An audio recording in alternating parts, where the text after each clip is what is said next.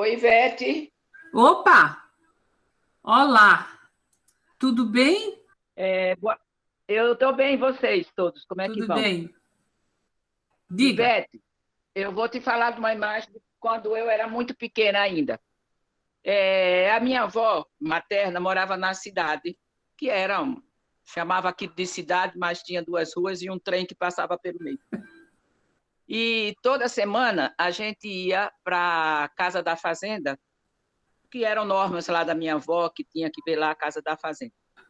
E a gente eu devia ter 7 anos, talvez, e a gente tinha que ir a pé, porque o Jeep da fazenda só funcionava lá determinados dias também, a minha avó era a matriarca de lá, era quem determinava as coisas. E a gente andava mais ou menos, imagina, num sol quente, mais quente de pelar o juízo, mais ou menos uns 40 minutos, 50 minutos. E quando a gente ia se afastando da cidade, vocês sabem lá, é sertão mesmo, é sertão brabo mesmo. Então, você se afastava 15 minutos da cidade e você já começava a andar numa estradinha de pedregulhos e você já começava a ver a caatinga. Então, a caatinga, por quilômetros, quilômetros, são varetinhas, aquelas árvores, coitadas, praticamente mortas, esticadinhas, olhando para o céu, pedindo uma chuvinha. E aquilo a gente ia andando e aquilo ia se prolongando. Então, aquela imagem da seca era uma coisa que me deixava, eu lembro como hoje dessa imagem, me deixava assim numa sensação, porque eu sempre pensava como é que os passarinhos, imaginem só que eu tinha 7 anos, mais ou menos, e eu ficava pensando como era que aqueles passarinhos conseguiam sobreviver sem ter uma folha, sem ter uma pocinha d'água, sem ter absolutamente nada. Era o sol rachando, causticante, assim, a poeira que, quando passava um carro perdido, tomava conta daquilo, então aqueles gravetos eram todos empoeirados.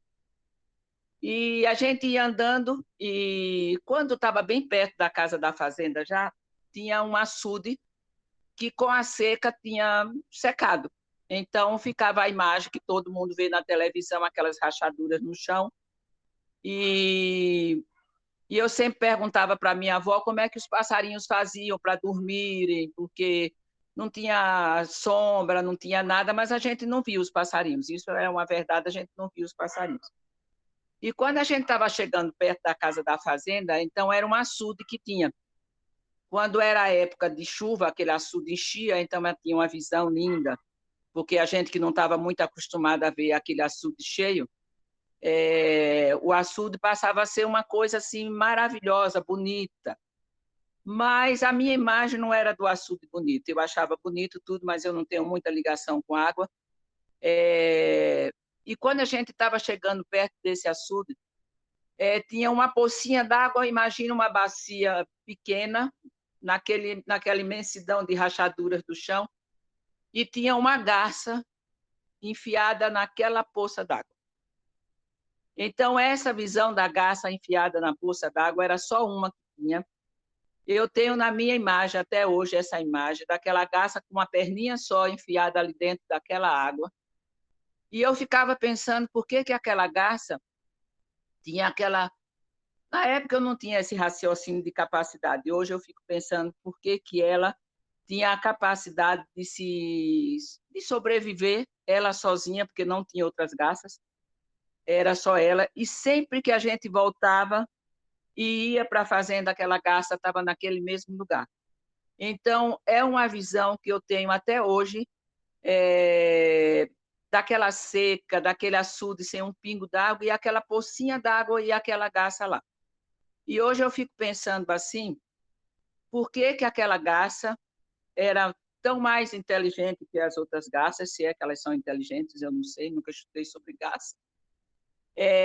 E por que as outras morriam, a gente via as carcaças delas perdidas pelo caminho, às vezes via carcaça de pássaros que terminavam morrendo, porque às vezes ficava um ano e meio, 2 anos sem chover. Então, e eu sempre perguntava para minha avó por que que aquela garça conseguia viver ali. E ela dizia, eu não sei por que que é, não, sei que ela está sempre aí. E a gente ia e voltava da fazenda durante todo o tempo das férias e aquela garça continuava lá. Então, é uma visão que eu tenho até hoje da minha infância.